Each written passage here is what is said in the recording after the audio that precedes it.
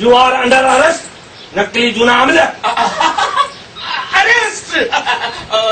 तमाते त कारो इल्म थियल भियो तां इल्म जी काट कया छो त इल्म अवां जी तरक्की जो समूरो टंगू टोड़ियो बीठो आ जेके एलएमएन ओपीक्यूआरएस टीयूडब्ल्यू एक्स हाण वही ॾिसो त कीअं थी तरक्की थी कीअं थी अवां जे फुलनि में वाध थिए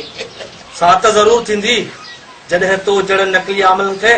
सलाखनि जे पोयां फिटो कंदुसि बाक़ी फुलनि में वाध ज़रूर थींदी अहिड़ी ॻाल्हि न करियो सूबेदार साहब छोरा पंजू जी अमल बाबा तोखे पघार जा जेके 10,000 ॾिनाम से ॾे साहब खे खबरदार आउं रुश्वतखोर ऑफिसर न पर हिकु फर्ज़ शनास ऑफिसर आहियां आउं बि नकली न पर असली आमिल आहियां तव्हांखे ताईद करे थो ॾियां बाह में ॿधो घर मां बीमारी सीमारी सभु ख़तम अरे बकवास बंदि कर हल अॻियां थी हल छोरा पंजू जी अमल बाबा सूबेदार साहब मूंखे दाबा पियो ॾे तूं ॾंद कॾहिं बीठो आहीं ॾंद इन लाइ कढियो बीठो आहियां जो अॼु आउं दरगाह तां मानी कोन वठी ईंदुसि वञी थाणे ते मानी खाज पर सरकार इहा हवाई कंहिं उॾाई ताऊं असली कोन नकली आहियां अरे माई बाप यो पर्चो असां कढायो है छा अरे तू असांखे पूरे झट कयो यार अरे नजमा जी शादी भी बेसा थी हो असां तॾहिं ई सम्झी वियो त कोई दाल में काला आहे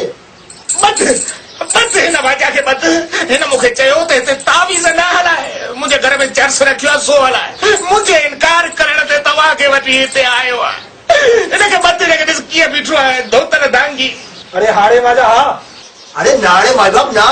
जूना अमल द्रोह बंदी यानी कूड़ तो ॻाल्हाए जज़ाकल्ला आऊं ऐं कूड़ छोरा पंजू जी अमल बाबा मूं कॾहिं कूड़ ॻाल्हायो आहे हा त ॿियो तव्हां पहिरीं मूंखे इहो ॿुधायो त तव्हां कॾहिं सच ॻाल्हायो आहे लख जी चाहे त 5 वटि छोरा मोचड़नि में तो बि न निभायो न सिर्फ़ वाजा पर ॿिनि ज़ाल मुड़सनि ऐं मिस समीना जे शिकायत ते तोखे गिरफ़्तार कजे थो केतिरा बदन सूबेदार साहब केतिरा बदन हिन धरती ते मूं जहिड़ा हिकिड़ो बि न केतिरा ई आहिनि तूं केतिरा बदन वे कन में काल ॿुध वे अरे छा आहे 50,000 ॾियाने थो मूंखे छॾे ॾे बकवास बंदि कर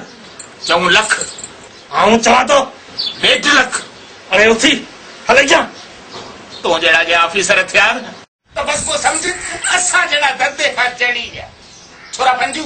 जी अमल बाबा कहिड़ो आमिल पिणे पादर तो खाराइनि पिया माठ करे सीटी लॻाए त ॾिसी पोइ मोबाइल में चढ़ा हाज़िर हाज़िर अरे तो सबर कर असां पाणी तो लॻाए छॾी